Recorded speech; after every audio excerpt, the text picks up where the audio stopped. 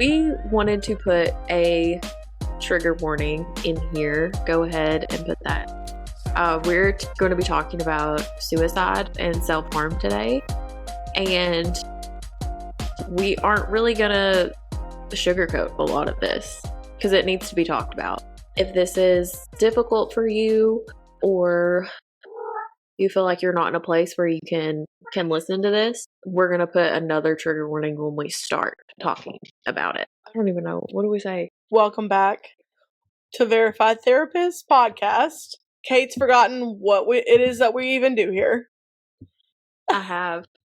I think it's the effects of those sangrias that we had this weekend. Autumn was not a fan, so I hated them. Kindly drank hers, and I was the only one who didn't make a face with the lemon drop shot. Y'all were just like, and I was like, okay. You know, here's the thing: is that lemon drop shot was like the best thing that we had, like that I had that night. That was the best thing that I could stomach. With the sugar, it wasn't that bad. The bartender at the Scratch Kitchen was just not it for me. But the sangria was not their fault. It was my fault. But you're not like a wine person. No, and I don't know why I was like, this is the selection for the night. Yeah. If you're not a wine person, then like I don't think a sangria is good for you, no matter if it's frozen. Everything tastes better frozen anyways, but it was all right. It wasn't like the best thing ever, but yeah. But it was enough alcohol to have me saying Scratch Chicken by the end of the night instead of Scratch Kitchen. So everyone go on down to the Cheddar's Scratch Chicken. We chose the Cheddar's to like try to get like turn up. Which I don't think that was like the best place. And also we were the only ones on the patio. Like on a Friday night. Yeah. On a Friday night. It was so dark out there too. They need more lighting. Yeah. I don't think they were prepared for a patio. No. And like I requested it near the fountain and I was like, oh god, this is gonna be like coveted seating. Nobody else was out there. So maybe because it was hot. It was hot. It was like sticky hot. Mm-hmm. Humid. So, yeah. Just like last night. Oh god. It's just be staying humid in Kentucky. But today's the first day of fall, so we need to be done with that. Yeah. Is it going to change? Are we Probably gonna have not. better weather? Probably not. Anyways. Oh god. Well, a new station alert has arrived. Hold on. Okay. Oh god, is it weather? Yeah, it's just possible storms tonight. It's fine. Whatever. That storm at the game last night just like came up out of like nowhere. Like the wind picked up and it was just like pure chaos and everyone started exiting and then like the thing on the screen was just like weather delay. Yeah. And I was like, oh my god. And then by the time we almost got to our car, it was thundering and lightning like crazy. Listen, the way I would have gotten Eras Tour flashbacks from the lightning delay screen. See, we got a rain delay on Friday. Yeah. We got like those weather delay alerts throughout the stadium for the rain because it was just like I think at like 5:36 or something, like just started downpouring. It was crazy. Mm-hmm. But you had a more traumatic experience. So well, every time, like because for anybody who doesn't know, when you go to like a stadium thing, if you get a lightning delay, every time there's a strike of lightning within so many miles of you, it restarts the 30-minute time. The TV stadium, like the little TVs on the outside of where we were standing, every time that it would like refresh, we'd all be like, oh, we can go back in. And then it would be like, nope, we're starting a new 30-minute lightning delay. And I was like, God. Yeah, it does that for sporting events too. Mm-hmm. And I was like sitting there talking to Josh and I was like, what do we do? And he was like, let's leave. And I was like, but like, what if it's just a 30-minute delay? And he was like, there's another one. There's another one. He's like, it's not a 30-minute delay. Yeah. And it ended up being like an hour and a half delay. So I'm glad we didn't stick around for that. Mm-hmm. But they ended up winning. So go Tops. Go Tops. Tops on top. That was a big win for them. So you go first. You go first this week because I don't have one. Okay. So you got to go. So we're going to start off with we were talking about this at the beginning. I have a grievance for the week that I would just like to say, since we were talking about the game yesterday. it was a million degrees. And I'm talking like it was like 90 degrees, but it was like 85% humidity. So like everyone was sweaty and disgusting and it was gross. The woman beside me in the bleachers that was sitting a row behind me took her socks and shoes off and then had her legs crossed to where her foot was like right here next to me. Her bare foot in like 80% humidity and 90-degree weather. I understand that you wanted to air your feet. You wanted to air the dogs. I get it. It's hot. But is that the time and place to do it? And why were they in my face? I want to say I'm kind of exaggerating that they were like in my face, but like it was too close for comfort, and it was a lot to process at the time. I would like to use this time to take a poll. Anyone who would like to answer us in the DMs, who among us thinks that this is appropriate? Yes or no? Just send us a DM and let us know. Because I personally don't find it appropriate. No. I mean, do what you gotta do. I'm not like... No. At the end of the day, no, we're not whatever, saying do what you gotta like, do. No. We're not giving this woman any passes. I want to know who it is, because you're at a public event on public bleachers in a college... You're at a college stadium. And for you to go through the trouble to take your socks and shoes off. It's not like she had flip-flops on and she just like kicked off her flip-flops to have a good time. No. She took her shoes and then a layer of socks off. And you know there was sweat happening in those socks. So it's like, I just want to talk. Whoever this woman is, I just want to talk. Like, let's just have a conversation about it. Because it was intense. Mm-hmm. And thank God I didn't smell them. So... like, I'll give her that. Sorry you had that experience. I didn't smell them, but it was still just, It's just the fact of the matter. Keep your dogs in their own space and away. Put them away. I mean, my dogs were barking too, let me tell you, but I kept my socks and shoes on. Yeah, keep them in your socks. Like, you really have to be like threatening me somehow to get me on a hot, sweaty day to take my socks and shoes off in the bleachers. Put my like bare feet on like the college stadium bleachers. I don't know. It's a lot. Because then what are you doing now that we're leaving? Like, are you leaving the socks and shoes off and walking out barefoot? That seems egregious. But then it also seems kind of disgusting to put all the outside world on your foot and then put your foot back into the... No. It's just, Just write her a script for antibiotics, Yeah. She's gonna get trench foot from the freaking football field. I don't know.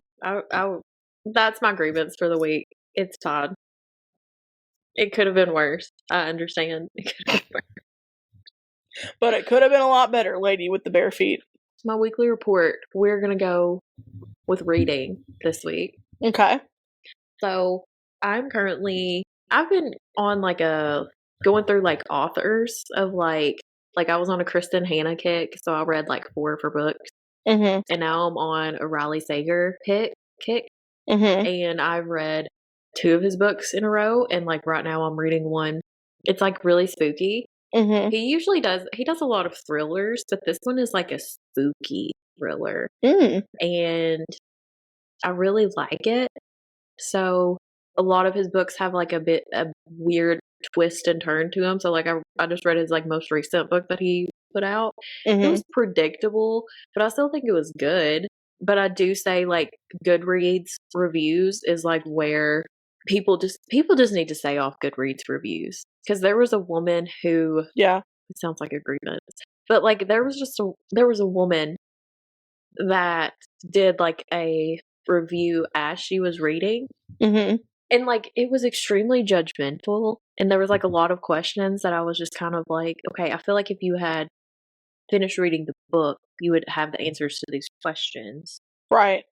So why? I don't know. It was just like a play-by-play long review, and I was just kind of like, this is what people are talking about on TikTok when I hear that like Goodreads reviews stay away from because people are just negative and mean. Yeah. And I feel like that is just like one of the sites that people just go on to just complain. Mm-hmm. And I don't like it. Yeah. I don't even. It's like, because really the only thing that you really Goodreads is like there for mostly is to like track and get recommendations and stuff. And so I feel like that too. Like anytime I've read a review, it's been like a super negative review. Yeah, it's kind of like it's not. I don't feel like it's helpful to like the author or like the future reader either. Mm-hmm. Like with how like negative things are, it's Mm-hmm. like, and also like if you end your review with like, if you like this book, you're stupid. That just kind of like your whole review just like goes out the window if you're just gonna insult people for what they like, because It's all all subjective. subjective. Yeah. Yeah. And like, why are you judging me if I like a book and you don't? Right. Just let me enjoy my book. Mm-hmm. And don't call me stupid if I like it.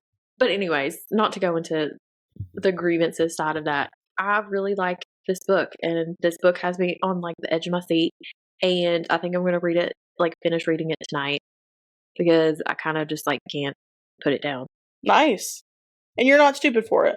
No, I haven't read the reviews for this one, so because I don't want any spoilers. Yeah. But yeah, it's been like I've challenged myself this year to read like a bunch of different genres of books, and I think I've like done a really good job of that, of reading not just like romance and fantasy, but like also getting into like thriller books, because I never thought that I would actually like thrillers. But I do. I'd read a few thrillers. What was that one?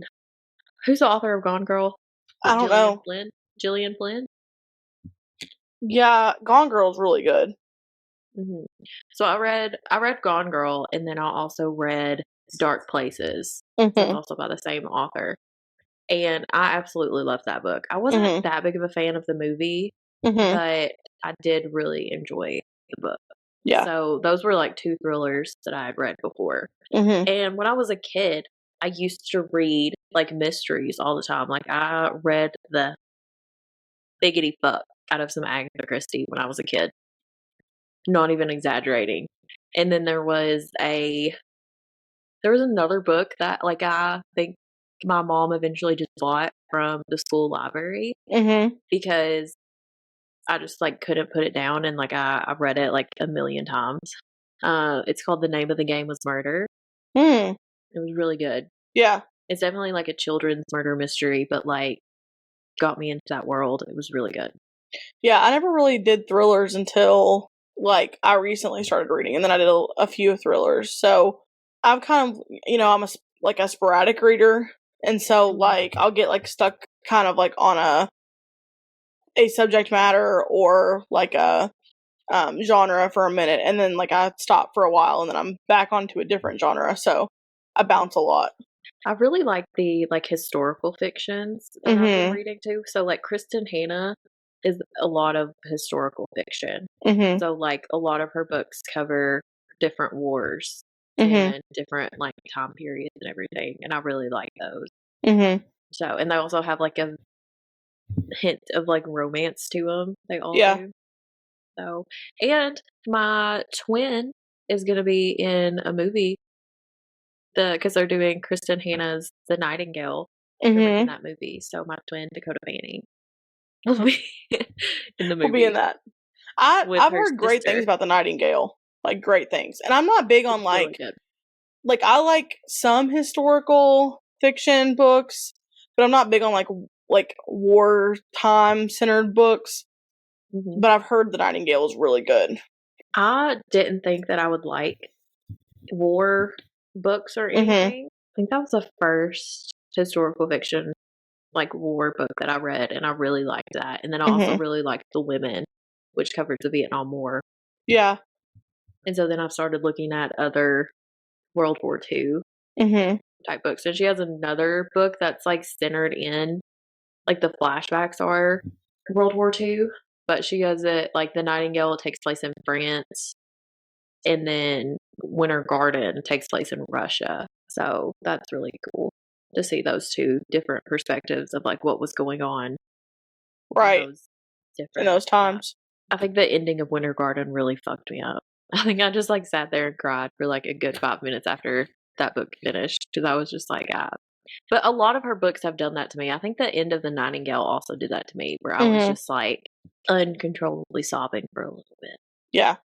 I've had books like that. The first book that I think I ever cried, and I was like in middle school, was The Perks of Being a Wallflower. I think that was the one that I cried.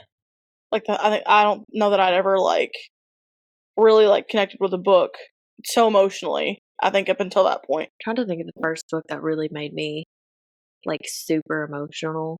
Twilight. Listen, I was so about Twilight. When it first came out, you couldn't pull me away. So I get it. I didn't get emotional, but I get it. I think it was Twilight. Mm-hmm. And then probably the next one was a Nicholas Sparks book. Mm-hmm.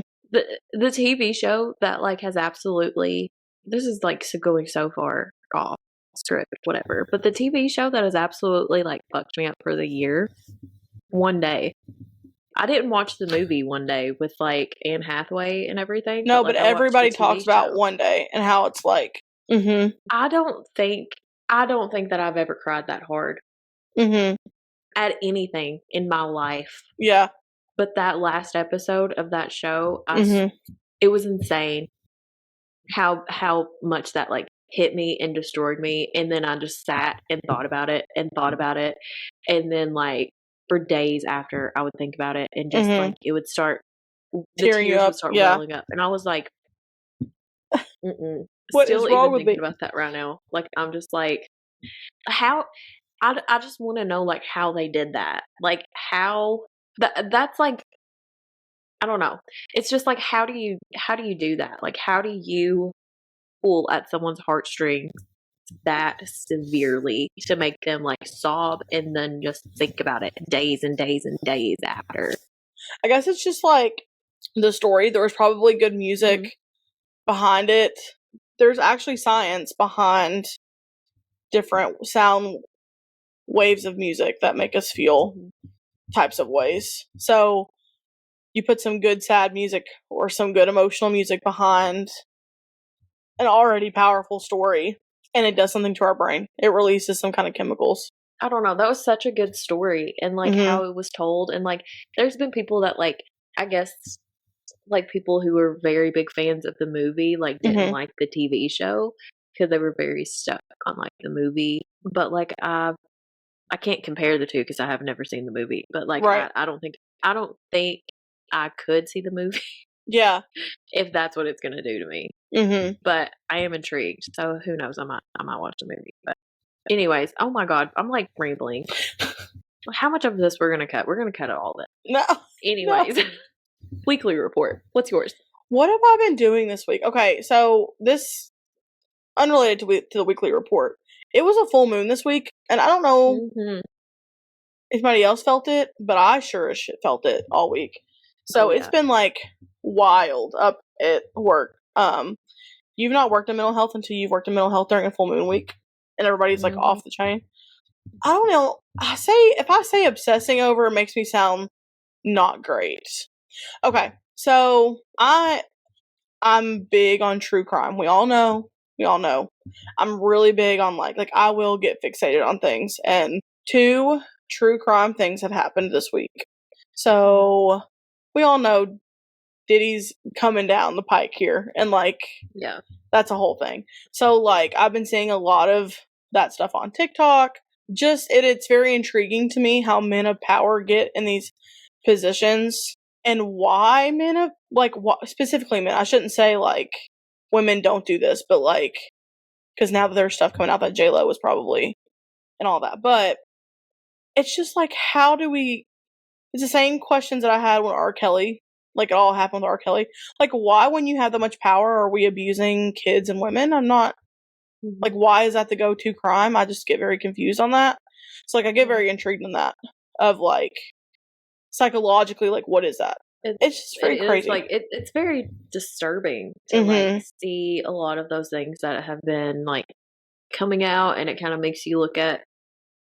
I mean, like I feel like in the past couple of years, so many things have been coming out about celebrities, and you're just kind of like, ugh. Like, right? just some like icky things. Like I remember when Ashton Kutcher and Mila Kunis defended Danny Masterson. I was like, Ashton Kutcher, who like works with like human trafficking companies. Yeah. And then like they were so dismissive in their like apology video too, of just kind of being like we're forced to make an apology. Like here it is. Like everybody shut the fuck up now. And I was just kind of like, he raped people. Right. I don't get it. I don't get what's so, yeah.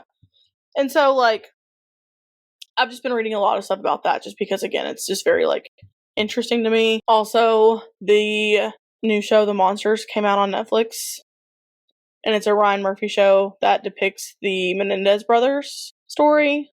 And I've not watched it. So like, take with what I have to say with a grain of salt. But I've seen like clips on TikTok.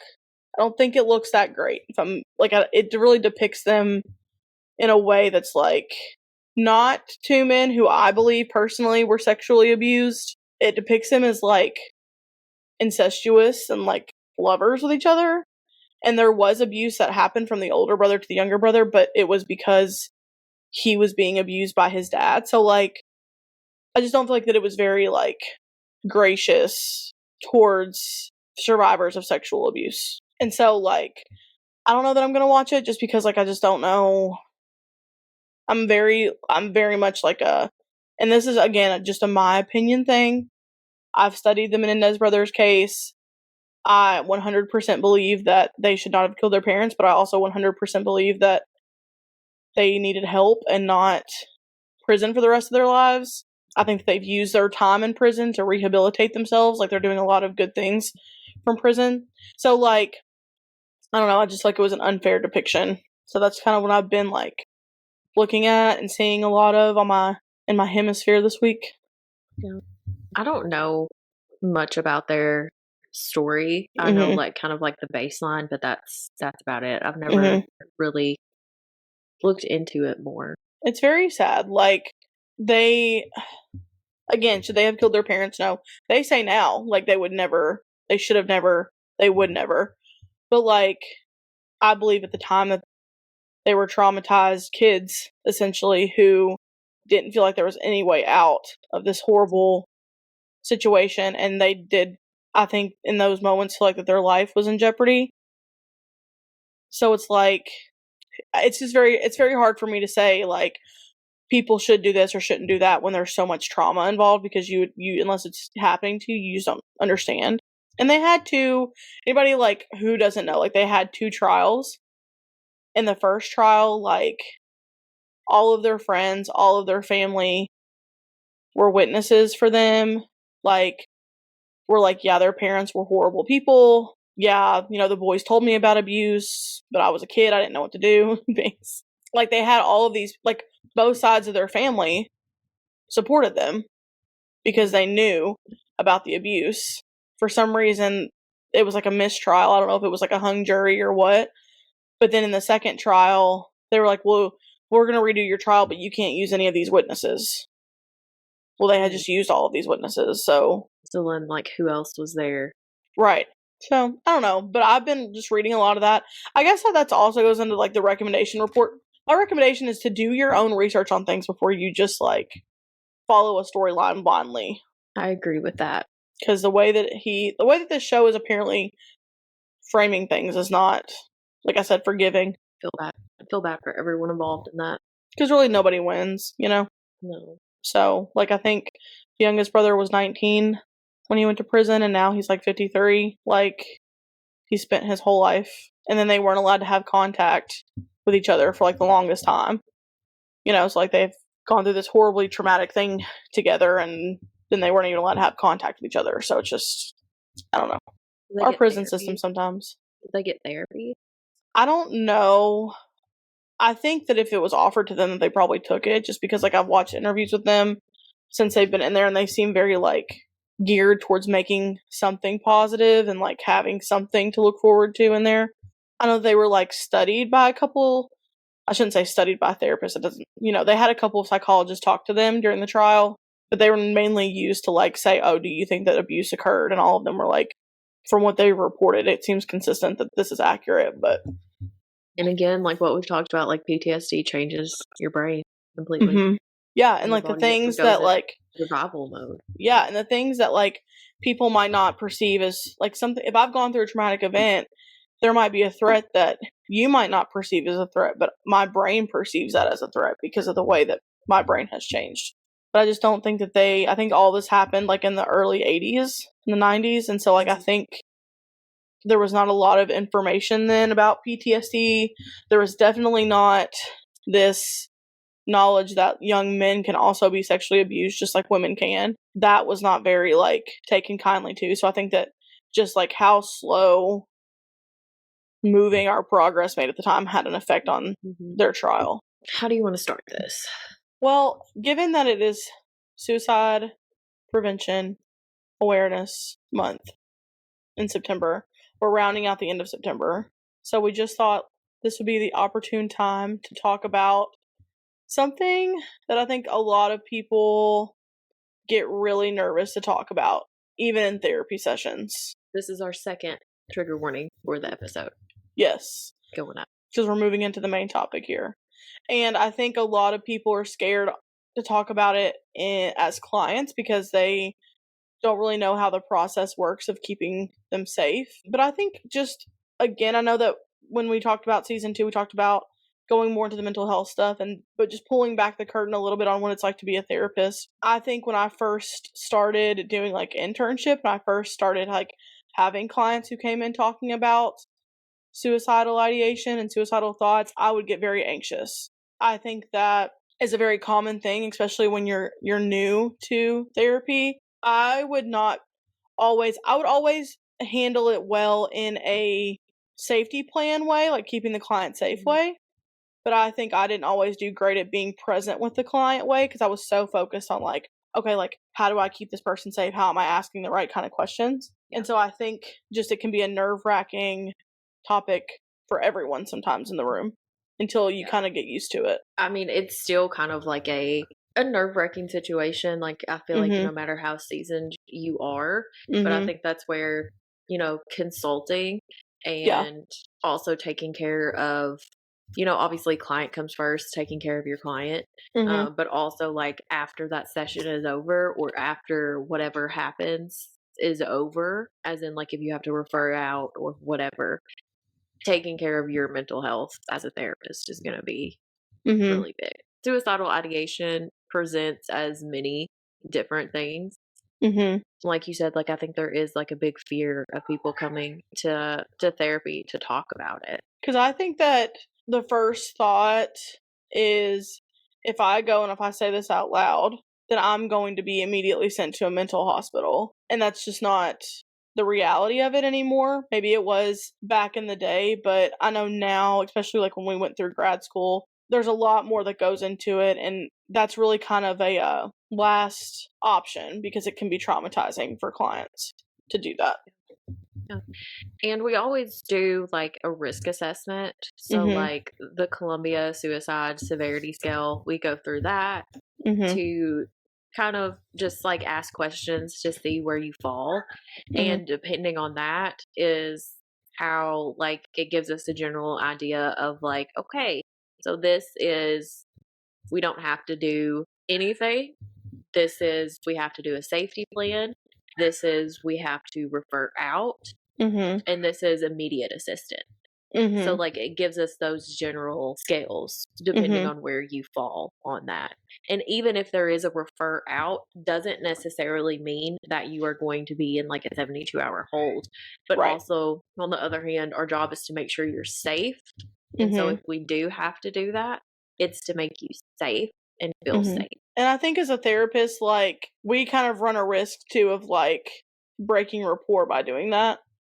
And so that can be very hard on the therapist just as much as the client, of like feeling like that you're obviously doing it to keep them safe, and you know that like that's what's the safest for them at the time, but like feeling like that you're breaking trust in some sense with the client, Like a lot of the information that we're going to get is from our own mental health knowledge of grad school. I got a lot of information from the National Alliance on Mental Health and also the 988lifeline.org Yeah. as well.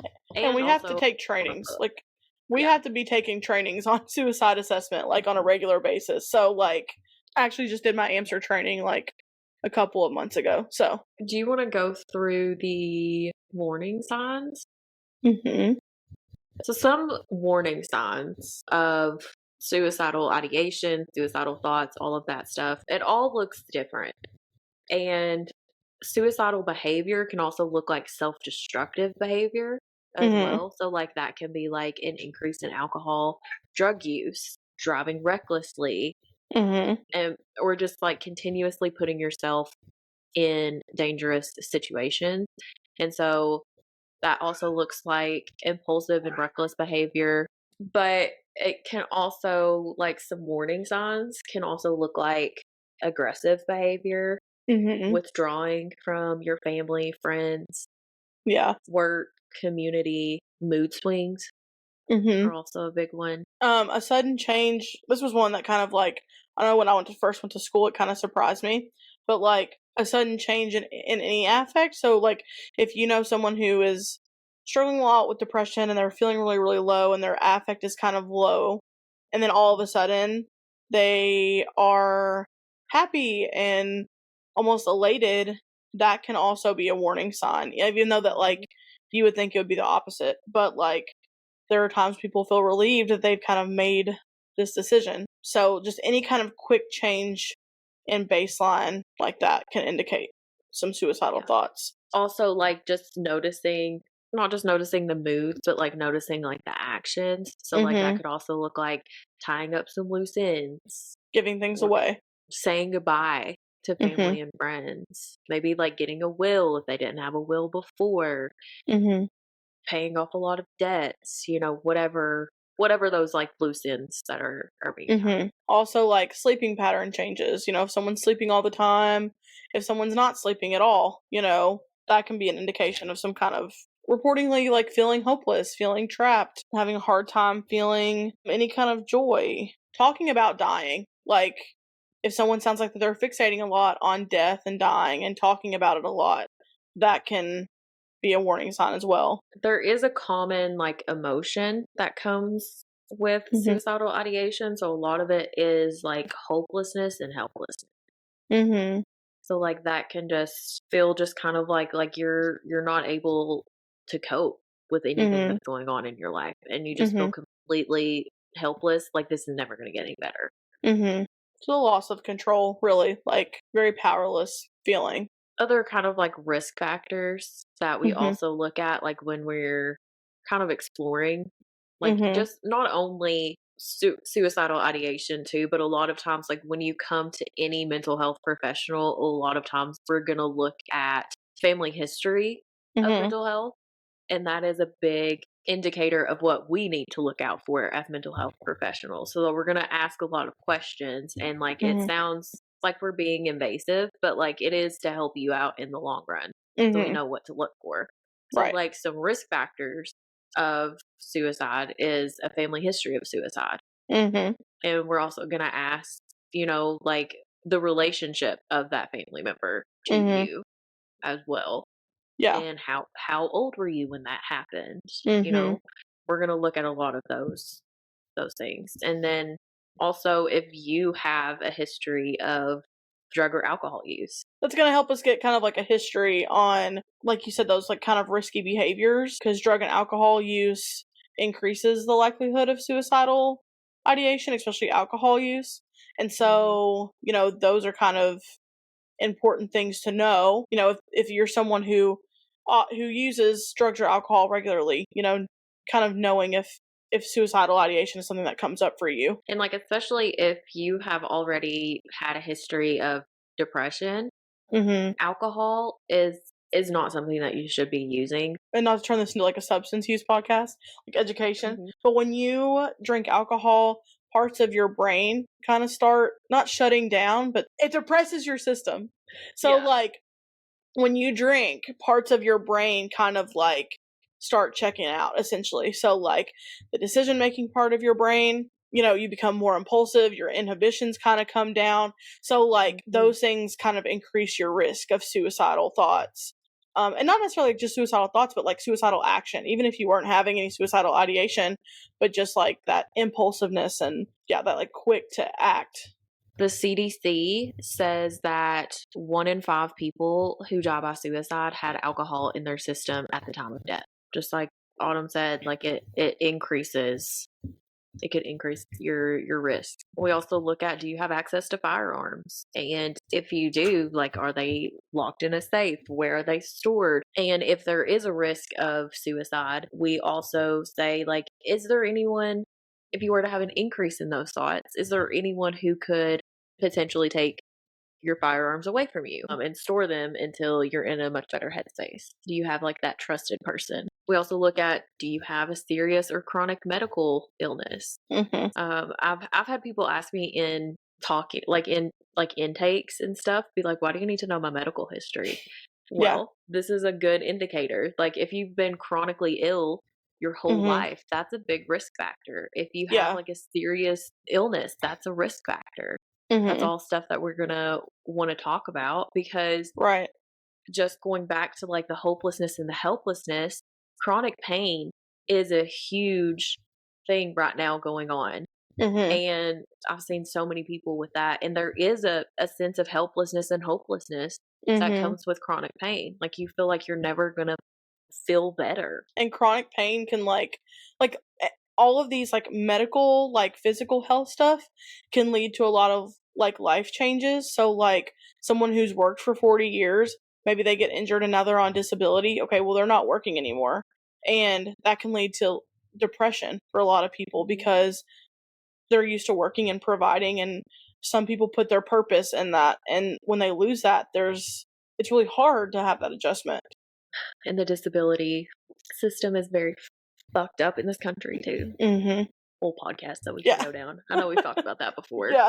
But also looking at your trauma history. So like, do you have a history of trauma, history of abuse? What does that look like? Because I mean, we know complex PTSD, that can increase your risk of your risk of a ton of mental health, but mainly like depression and suicide. And I think it's important that like to notice that like a lot of mental health disorders are like, I think sometimes just as a society we think like depression goes with suicide and that's kind of it, but like people who experience bipolar can also complete suicide and mania, so like there's all of these factors that are in with all these kinds of mental health disorders, not just depression. And whether that's like in mania, like that could be considered like accidental suicide as well. Like, we have to look at, who is the girl from Hotel Cecil? I know who you're talking about. Yeah. I don't remember what her name was though. She was like was she the girl in the video? She had a diagnosis of bipolar 1 and come to find out, like, she stopped taking her medication.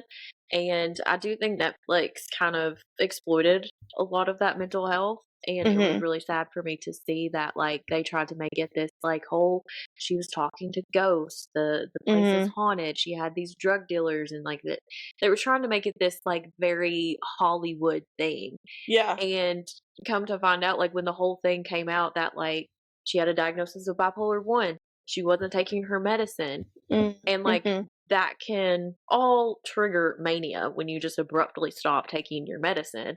And in mania, there is a sense of delusions and hallucinations and, whether the auditory, visual, whatever was happening. And that's obviously what was happening. And people have been exploiting it for years of, like, trying to say that this was a whole thing. But she ended up accidentally, which we don't know, honestly, if it was accidental or what it was. But like we said, it ended up going up into the water tower on top of the hotel and passing away. It's a really sad and tragic situation that I think the family should sue Netflix for, but that's a whole other topic. But essentially, like, that could be considered an accidental suicide of, like, mania triggered that state in her mind, and she went up there and we don't know what kind of headspace she was in. That documentary pissed me off. I know. I was sitting there, I was just like, I watched the whole thing, and then I was so mad, and I wouldn't stop talking about it, and Josh was just like, you gotta let it go, and I was like, I can't. They just exploited this girl. They did, yeah. Also, like a recent tragedy or a recent loss in your life can also be a risk factor. Recent, like, that can be, like, obviously, like, death in the family, death of a loved one, but, like, job loss, you know, a serious, like, I know where we live, a couple years ago, like, we had tornadoes come through and wipe away people's homes and jobs and things, and that can also raise that risk factor. One thing in my research that I was doing because I did a whole presentation on the mental health effects of natural disasters. And one of the things that I found in my research was a year after, usually a year to 2 years after a tragic natural disaster event occurs, you see an increase in the survivors completing suicide because there's a big thing of survivor's guilt. And throughout many of my stories, I saw that happening. And it ranged from, like, the kids who were in the school when the tornado hit. Was it more, I believe? To like a man who was in a trailer with his friends, and his friends refused to go into the closet with him when a tornado was coming. So, like, there's two completely different ends of the spectrum of, like, this kid had his classmates die around him, and then this man had who was like at least like 30 years older than this kid. It doesn't matter, like, age, gender. It was really sad to read all of those and also see the trend of the survivor's guilt increasing a year to 2 years after those events happened. Which, like, if we look at the timeline of trauma, like, after, like, a traumatic event happens, right after it happens, like, you're kind of in survival mode and trying to, like, get everything together, and then, you know, usually 6 months to a year after the traumatic event happens, barring any other traumatic events, like, barring that it's not a complex PTSD situation where you're kind of having a lot of traumatic events at once, but your brain, that's kind of when your brain starts processing and really sitting on it because it's not in that survival mode anymore. And then it's crazy to see the things that, like, your brain does that brings you back into that survival mode, like we've talked about with trauma, and how, like, the body keeps the score, and it'll just, like, I remember after, it was probably like 2-3 months after the tornado hit our house, I was in the same bathroom where we were when the tornado hit the house, and I could hear the train, like the train whistle, like, blew. And I could hear it, like, really loud. And the next thing I know, I was, like, on the floor in the same position that I was when the tornado hit. And that was, like, something that I had studied, obviously, being a counselor and, like, reading books on trauma and all that stuff, but I had never experienced that, like, oh, your body really does keep the score. Oh, like, she keeps it, honey. Yeah. Like, that sound was similar to the tornado, and it sent me back into that moment, and my leg was shaking just like it was like when the tornado hit. It was really intense. And as a therapist, I knew what was happening, but for someone who doesn't have that knowledge, I can see how, like, absolutely horrifying that could be for someone. Sorry, I just got chills talking about that. It's okay. Crazy. Well, and I think too, like, going back to suicidal ideation, it's also important to remember that, like, anybody can experience this. You know, this isn't something that's, like, specific to men or women or people between the ages of this and this. Like, we see young kids who have suicidal ideation. We see older adults who have it. So it's like, this is something that can affect anybody at any age, at any time, you know?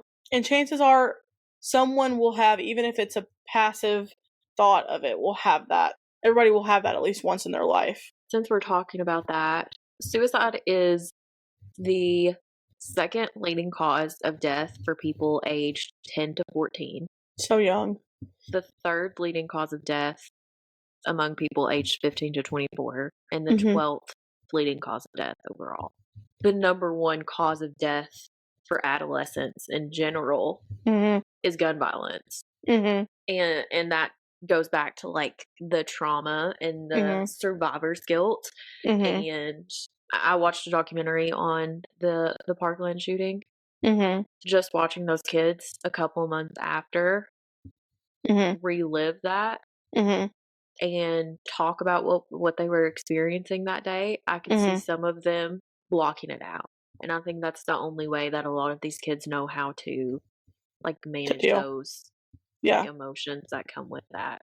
Of kind of just like talking about it, of like this is what happened and let me describe the story, and just kind of like being kind of passive about it. And I wonder, but then like looking at the trial and seeing those same kids like 4 years later talk about that was completely different. Like a lot of their responses were a lot more like emotional and kind of in the moment. Well, and I think too, like, you have to look at the developmental ages too. Like, it was a freshman building, right? Like those kids were, but like a lot of those kids were also seniors too. So like they really ranged from like 14 to 19 year old kids. Yeah, but our brains are not like developed until we're like 25, and so like it's very difficult for teenagers, especially because their brains are starting to develop, but not enough to where they can kind of see past certain things, if that makes sense. Like, it's really difficult for them to see past a really difficult breakup, or these kinds of things that to us as adults we're like, okay, we have more coping skills to get through that, but the developmental part of their brain is not able to see past that sometimes. And I think that leads to like that high number as well. That goes back to like the adolescent dating that we talked about last week, and how dangerous that is, because I mean you don't have the emotional regulation skills that adults have when experiencing a breakup or any kind of stressor at all. The high risk populations that have had reports of serious thoughts of suicide, the LGBTQ youth makes up 45% of that, which is again why it is, and I'm not going to bring politics into this, but like I kind of am here for a second. It's why this is so important to vote appropriately, and why allyship is also so important, right? And advocating, for our fellow friends and youth in the LGBTQ community, because it's very obvious based on these numbers right here that there's a lack of support, and that's why it's important. Because I hear people ask all the time, well, why do we have to do this? Like, why do we have to say this? Like, why do we have to speak up? This is why. So one thing that this document says, it's the National Alliance on Mental Health, the NAMI document says, is suicidal thoughts are a symptom, just like any other. They can be treated and they can improve over time. I think that's so important to remember. Yeah, that like just because you have these thoughts, or you have a history of attempts or behaviors or whatever the case may be, it is a symptom and it can be treated. Right. And there is help out there. And I know that we kind of planned on talking about this anyways, but like when you go into your therapist's office and you mention anything that kind of indicates that we kind of need to be assessing for risk, we're going to ask direct questions, just because this is not one of those subject matters that there can be room for gray areas. So we're going to ask like yes or no questions. We're going to ask direct, are you having thoughts of killing yourself? Because we need a yes or no on that. And the end goal is not to immediately send you off to a hospital. The end goal is to keep you safe, and sometimes that includes having to do that.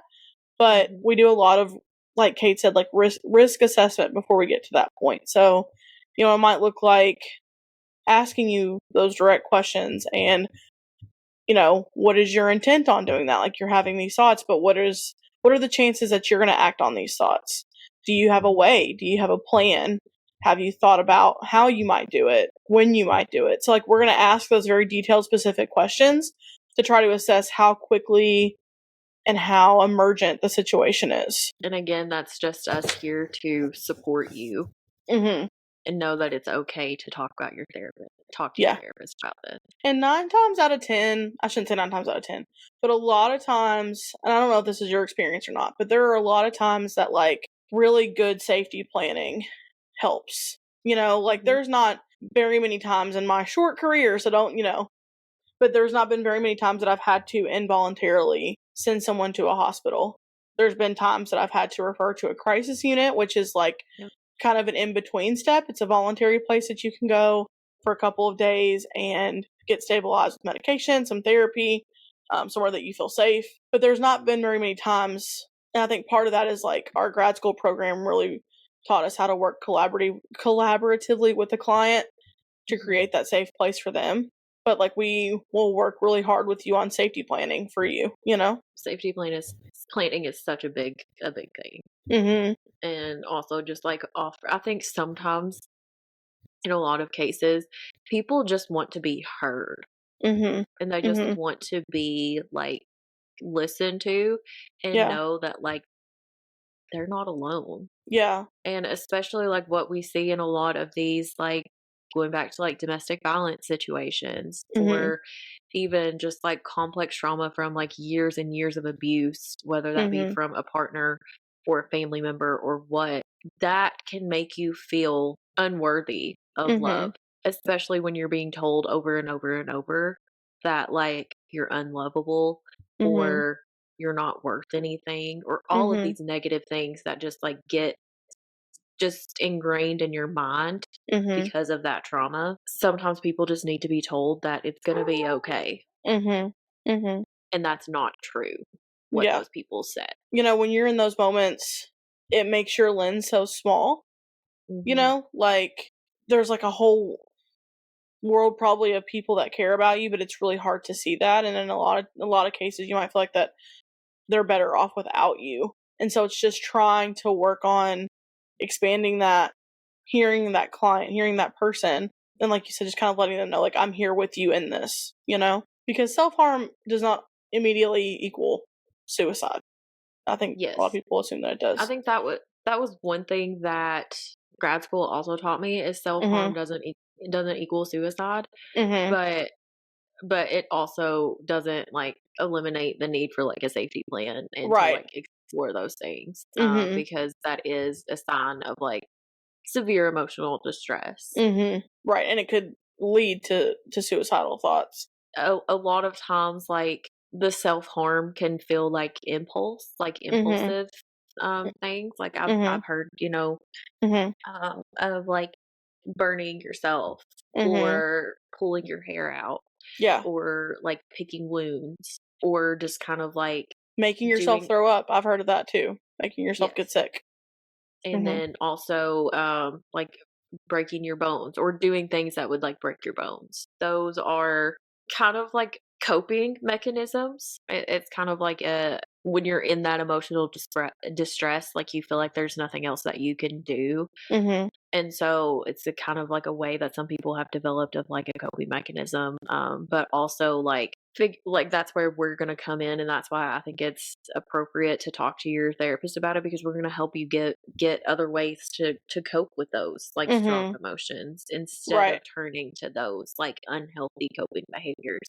Mhm. And I know a lot of times like self-harm causes a lot of shame and guilt, Mhm. like Yeah. this, especially like if scars were to come Yeah. up, and like increase in emotional distress too. Mhm. Yeah. And it's kind of like like, two well, I'll just say it, like, I had a suicide attempt literally 2 years ago today, and it was through cutting, and so, like, I had those scars for a long time on my arm. They've healed, but they're still there, and so it's just, like, this constant reminder, I think, and so it's, like, working through that too, and that was, like, an attempt, so that wasn't just, I don't say just self-harm, but that had the goal of dying, but still, just having that as a constant reminder was very hard for a while, and I had to talk to my therapist about it, and, like, that can be a trigger, to those feelings of, like, shame and guilt and things like that. Thank you for sharing that. That's crazy that we're talking about this on like the 2 year. Mhm. Yep. 2 year, almost, like, to the hour, almost, so Wow. it's a little crazy, yeah. And I'm glad you're here Me too. doing this with me. Yeah. Me too. But like I said, when for me anyways, the lens was very small and it was very hard for me to see anything outside of what I was experiencing. I was in a very bad spot in my life, and I was a therapist, and so like people think that therapists have it all together all the time and know the exact thing to do and the exact coping skills and all of those things, and we're just people, we're just human too, who feel the same thing that other people feel, So I think that's important to remember too. To not shame yourself. Mm-hmm. Because I do think that there is like a big misconception that I've seen a lot of like therapists online like saying like there was one, for example, I saw a video of a therapist kind of talking about having a heavy session and then having to do some like deep breathing before and then being like, okay, now I'm ready for the next session. Yeah. And like people in the comments were just like, and this is why I don't go to therapy, because my therapist is just going to complain about me, or I don't want to put the burden on my therapist for this because I don't want them to like go through emotional distress. But like we're human, but also sometimes like there is that, and we know when we feel it in ourselves, being able to identify like when too much. There's a time like when I have been like, I have to cancel my next appointment. Yeah. Like I need at least an hour. So I have to like cancel this appointment. I always reschedule with that person the next day, like within 24 hours or even like the evening or whatever. But there's sometimes like when a session is just extremely heavy and overwhelming, and you have to like we have real emotions. Right. And we do have the coping skills, but also we need time to utilize those coping skills. Yeah, and you got to think too that like just like everybody else, we're carrying around our own personal lives too. So like it can be very, very, very difficult. And I'm sure it's like this with any job. Like I'm not just saying it's with therapists, but like it can be very difficult when your whole life is falling apart to then go and spend 8 hours on someone else's life who is falling apart, And again, it's the best job in the world. I would not do anything differently, to be there for my clients during those moments. But it can be very challenging to have your own stuff happening and leave it at the door sometimes enough to really be present. And it's not fair to our clients to not be present. So there are times that we have to like reschedule appointments or take a day, to have that self-care. I know we've talked about like trauma and domestic violence and those things kind of not being exclusive to one specific like group of people. There are, obviously like higher risk in some areas, but like another thing that I think people kind of overlook a lot of times is like celebrities and depression. And there have been so many celebrities who have completed suicide, and they're just like, well, they're famous and they have all this money. Why are they depressed? Right. Like, how can you be depressed if you have like all of your needs met? But it's kind of like, okay, well, maybe they don't have their emotional needs met. And also, like, go on the side of like depression. There is like situational depression, but there is also the chemical imbalance that also comes with depression. Like, there's something in your brain that is not giving off those endorphins to be able to allow you to feel positive emotions. Yeah. I think it just negates the fact that they're still human at the end of the day. Like, yeah. Like, just because you have money and fame doesn't just eliminate the other problems that like we all have and we all experience, So, I mean, and like, I know people talk about this all the time, like a big one that is mentioned when we talk about celebrities and suicide is Robin Williams, because he was a huge comedic actor, and he completed suicide in 2014. And it's also worth noting, like, he had a terminal medical condition, and that he didn't see a way out of, presumably from what I've read. So, again, that risk factor there. there's also, when I was looking at like a list that someone had posted online, like a big list talks about a lot of writers that have completed suicide, specifically like back in the 60s and 40s. So they're talking Sylvia Plath, Ernest Hemingway, Virginia Woolf. I think a big one that kind of like, I don't know if you probably do remember when this happened, but a big one that was just kind of like a whoa moment for me was Kate Spade. Yeah, I do remember when that happened. And since this TV show that I don't, again, I feel like talking about like exploitation of people, Aaron Hernandez, that TV show just came out, and I don't know, I feel like yes, Aaron Hernandez did like a horrific thing, and like was he officially, like after he died, did he diagnosed with CTE? I think so, yeah. So like there's a lot of factors in there as well, and like I mean, yes, he did a horrific thing, but like I think also like exploiting someone like that just kind of, I don't know, it makes me feel weird. Chester from Linkin Park was a big one too. Yes. Kurt Cobain. Freddie Prinze. So Freddie Prinze Jr.'s father. Yeah. They have Marilyn Monroe on here.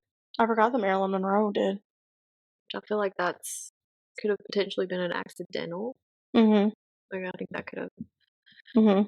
I do remember my mom talking about George Reeves. So he was the star of The Adventures of Superman. I think he was like essentially like the first Superman. And Mark Salling from Glee. I know there was a lot of factors there that includes like child sexual assault and everything. Naomi Judd. That was just recent too. That was as recent as 2022. These are just people that like every time that one of these comes out, like the world is just like shocked by it. But just like, again, all the more reason to like not ever assume. I was just gonna say, like, a lot of these people, like celebrities essentially that I've seen on here, like a lot of them were like WWE or sports or something, and that makes me like go to the CTE aspect of it. And Just any kind of brain damage. Like overlooked too. I feel like a lot of people think that talking about it will put ideas into people's heads, and that someone who's not thinking about it will think about it when you talk about it, and that's just not true. Like, a lot of people stray away from talking about it because they fear that it'll bring it up and it'll plant the seed, but the seed's already planted if it comes up, like. Did Heath Ledger complete suicide? Was that an intentional overdose? I don't know if that was intentional or accidental, because I was also thinking about Corey Monteith, but I think that his was accidental. But that just goes to show that they can be accidental, And like just thinking of like the Glee cast too, since we're talking about Corey Monteith and like Mark Salling and Naya Rivera, even though she wasn't a suicide, just like those like tragic. I feel like we could do a whole episode on like Glee. They're calling Glee like, I don't know what exactly they're calling it, but they're calling it something. I can't remember what someone called it. The Glee curse, the curse of Glee. Yes, the curse of Glee. But I mean, we could also go into like this past summer talking about Love Island. So there have been, since we went on this whole big thing about Love Island this past summer, there have been 3 contestants from Love Island that have completed suicide. So the first one was Sophie Graydon. She was a contestant on Love Island in 2016, and she had a lot of people cyberbullying her when she came out of the villa. She even said in an interview it was horrific. It was horrific. I think when you get so many comments on a scale like we did, coming out with thousands of followers, sometimes I would look for it. There would be so many negative comments. They're commenting on the way you look, the way you talk. They would come up with an opinion of you on a TV show where they've watched you for 45 minutes. And I think that, we talked about young people too. I think that we see that so much with young people as well, Because she was 32. Mike, I don't want to butcher his last name. Mm-hmm. He also completed suicide, and he was 26. Mm-hmm. And he also experienced a lot of cyberbullying. Let me see. And then there was Caroline Flack. Mm-hmm. There was a ton of cyberbullying that happened Mm-hmm. with her too. She was also she was associated with Love Island from Mm-hmm. 2015, and then she was charged with assaulting her boyfriend the year Mm-hmm. before, and she denied the charge. And then the month before her suicide, Mm-hmm. she was going to be going to court. They also talk about how the big thing was the pressure that Mm-hmm. came from her being in the public eye and the Right. amount of scrutiny that she got Yeah. throughout that. And then also, if I'm not mistaken, she also dated Harry Styles. Because Caroline Flack, she hosted Love Island for that Yeah. time. But I think she is the one that Harry Styles talked about. And Mm-hmm. Caroline, Yeah. due to that, so ahead of the show's 5th season of Love Mm-hmm. Island, after that, they set up a duty of care guideline Mm-hmm. where they had a minimum of 8 therapy sessions for each Islander on their return home, as well as Mm-hmm. proactive contact for the team for 14 months after. However, a call from critics have demanded further investigation, and some even suggested pulling the plug on the show. Oh, wow. And especially after what occurred with the intense cyberbullying that this Love Island cast this season, Mm-hmm. the US has experienced, it makes me, which I know we're planning on talking about that as well in Right. future Right. episodes, but I feel like not just the cyberbullying on the outside, but Mm-hmm. on the inside, it sounds like they were. I know it's reality TV, and in some ways, there has to be some form of manipulation to for it to be entertaining to some Mm-hmm. people. But when it starts impacting someone's mental health and someone Mm-hmm. has to go to a fucking therapist 3 times in one day, let Yeah. them call their mom. Mm-hmm. Let them Yeah. call their mom. I'm sorry. That just pissed me off after I've heard Leah talk about that. Mm-hmm. It's very isolating when you're having these suicidal thoughts, and so that's how you kind of start that. It's like when someone's feeling isolated, they can't contact their people of support. I know in Leah's situation, she's never come out and said that she had those kinds of thoughts, but they would kind of paint it on the show as in the whole world hated her, and if that's how you feel Yeah. and that's what your reality feels like it looks like, then your brain's going to look for a way out of that stressor, and sometimes the only way out that it sees is that. And I know she's talked about Miguel was such a big support system for her in Mhm. there, and I think that's awesome, that he was there for her and that she Mhm. had him and Mhm. PPG. And I think it's just a shame on the producers of that show. And I love Love Island, Mhm. but at the end of the day, if it's going to start impacting people's mental health like this, should there be another season? Right. Or Right. should there be some kind of guidelines of I don't even know how to stop cyberbullying that Mhm. intensely, but maybe I don't know. I Mhm. don't even have I don't have an answer to that. Yeah. So Yeah. that's where I'm just maybe it should be shut down if it's Mhm. going to impact these people, because I know Aaron is just now posting videos again from what I've Mhm. seen. Mhm. And Josh showed me a video the other day of him, and he's just out with his friends in England, Mhm. kind of keeping it low key. He's going to start Yeah. vlogging soon. Yeah. And from what I saw in the comments, I was before I looked at the comments, I was I hope people are nice to him. Mhm. Yes, he did a Mhm. shitty thing, Yeah. but does it fucking impact you? No. Mhm. Why are you coming at him? Right. The comments were actually really nice. Mhm. They were Good. so happy you're doing good. I don't know if Mhm. he has someone on his team going and deleting comments. I mean, I hope he does if Right. that's the Yeah. case. Yeah, it was all just very positive things, uplifting messages from people, and that's what people need. Right. Like Right. yes, they signed up for a reality TV show. They did Mhm. not sign up for someone to cyberbully them and tell them Mhm. to go kill themselves. They didn't Right. sign up for that. Right. Right. That's a completely different thing. Mhm. Like I don't like the Kardashians, but I would never get on their Instagram and just like insult them and rip them to shreds, and then also like tell them that they'd be better, like the world would be better off without them. I would never do that. Right. Yeah. Like, if you don't like someone, keep it moving. Say it again for people in the back. Like, just like our mamas used to say, if you don't have anything nice to say, don't say anything at all. Yeah, just shut the fuck up. Sorry, mine was more aggressive. But like, seriously, like, I don't know, hug your people. And check on your people. Ask questions. Be direct.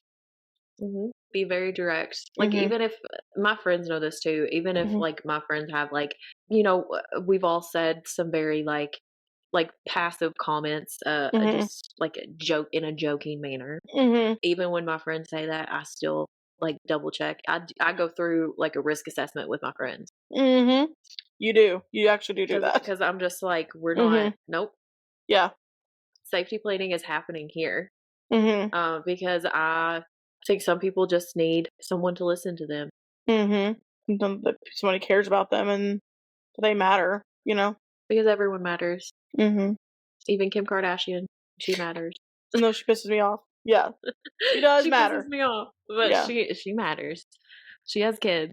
Yeah. So. Yeah. I do want to say, like, before we end, 988 has been made accessible for everyone now. So, like, if you or someone that you know is experiencing any kind of suicidal thoughts, even if you don't know if it's enough to where you need immediate assistance, dial 988 and you'll be put in contact with the closest mental health facility in your area. They can help get you immediate resources if needed, just provide someone to talk to. They can help you. So, and that's 24 hours, 365. So, also, you can call, you can text. If you also go to 988lifeline.org, there's also a chat option where you can talk to someone, and it also gives you a rundown of what to expect. So when you make that phone call, what you're going to expect, who you're going to talk to, how that conversation is going to go. The texting, it gives you a rundown of that, and it also gives you a rundown of like the chat, what the chat looks like, and it gives you a background of the mental health professionals that also are there to help you and support you. So we will link that in the description as well. Absolutely. And don't be afraid to talk about it. Someone that you trust. Because there are mental health professionals and friends and family that are there for you. All right. So my intention of the week, I really need to get I've had it for a while, but I really need to get my recording table, my vinyl table set up. So that's my intent of the week, is to maybe do that this weekend. I have a work thing this weekend, but maybe if I can do it around that. Intention is to enjoy my week of fun events, because I might be a seat filler this week. Yeah. Fingers crossed. I know, I might be a seat filler, and also have the chaperone event that was rescheduled this Saturday. So you'll have an exciting week. I will. My friend Mackenzie is going with me, and then we're gonna have a slumber party after. That'll be so fun. I know. I'm so excited. We hope everyone has a great week. And I practice some self-care. Stays working this week. Yeah. We hope everybody's brain stays working. So, and then if you need anything from us, like if we can help connect resources, just DM us. Let us know. No. We're here to help. We are here for you. Okay, bye. Okay, love you. Bye.